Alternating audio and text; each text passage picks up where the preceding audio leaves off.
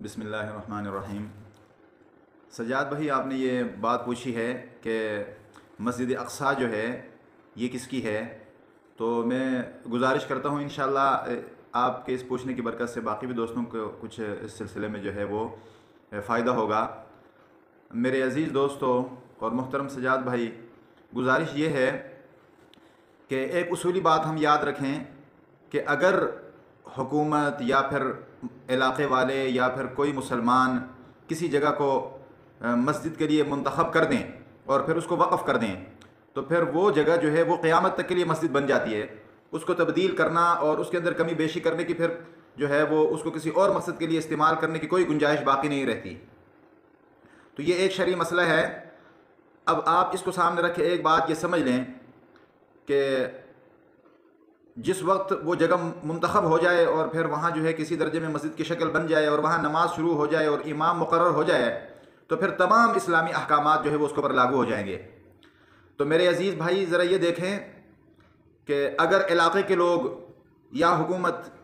या फिर ये कि कोई मुसलमान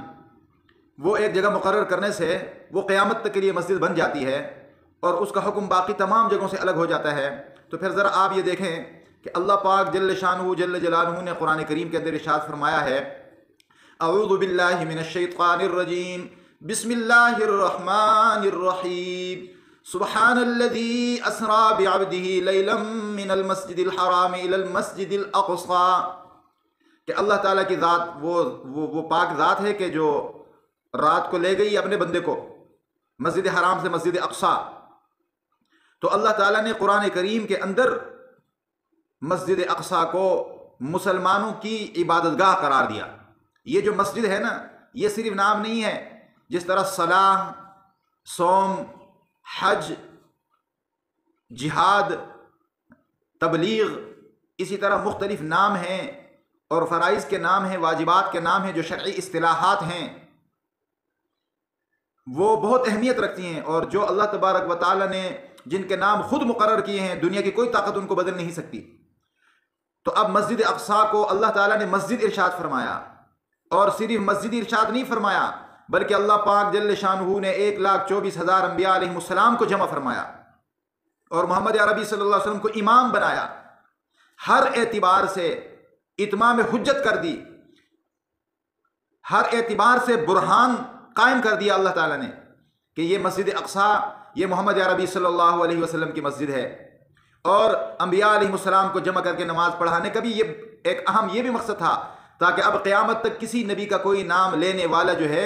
वो अगर मस्जिद अक़सा के बारे में सोचे तो फिर उसके दिलो दिमाग के अंदर ये बात आ जाए कि हमारे नबी ने मोहम्मद सल्लल्लाहु अलैहि वसल्लम जो नबियों के सरदार ख़ातमुल मुरसलीन हैं, उनके पीछे इस मस्जिद में नमाज पढ़ी और अल्लाह ताला ने हमारे नबी को मुक़्तदी बनाकर ये फ़ैसला कर दिया कि ये मस्जिद मोहम्मद सल्लल्लाहु अलैहि वसल्लम के हवाले है।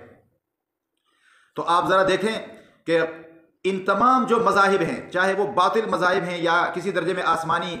जो मज़ाहिब है उनके मानने वाले हैं, आसमानी तालीमात के यहूद व नसारा हैं, इसी तरह हिंदू है, सिख है और ये जो बुद्ध मत वगैरह के मानने वाले हैं, इन तमाम जो मज़ाहिब हैं उन सब के जो इबादतगाहें हैं उनके नाम मुकर्रर हैं, उनकी किताबों के अंदर नाम मौजूद हैं। मेरा ये दावा है कि पूरी दुनिया में किसी भी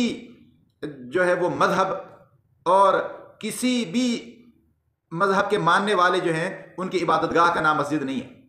न उनकी किताबों में ये बात मौजूद है, न वो खुद इस बात को मानते हैं, न वो इसका दावा करते हैं।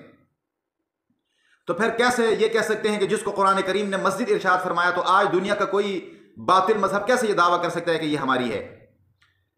और अगर वो ये दावा करता है तो उसका दावा जो है वो उसके दावे की और वजूहात हो सकती हैं, माशी वजूहात हो सकती हैं, सियासी हो सकती हैं, बहुत इनात की वजूहात हो सकती हैं। जिस तरह के मोहम्मद अरबी सल्लल्लाहु अलैहि वसल्लम को नहीं मानते, ये भी बहुत और इनात की वजह से है। तो वो कैसे ये कह सकते हैं जबकि उनकी किताबों के अंदर मस्जिद अक़सा जो है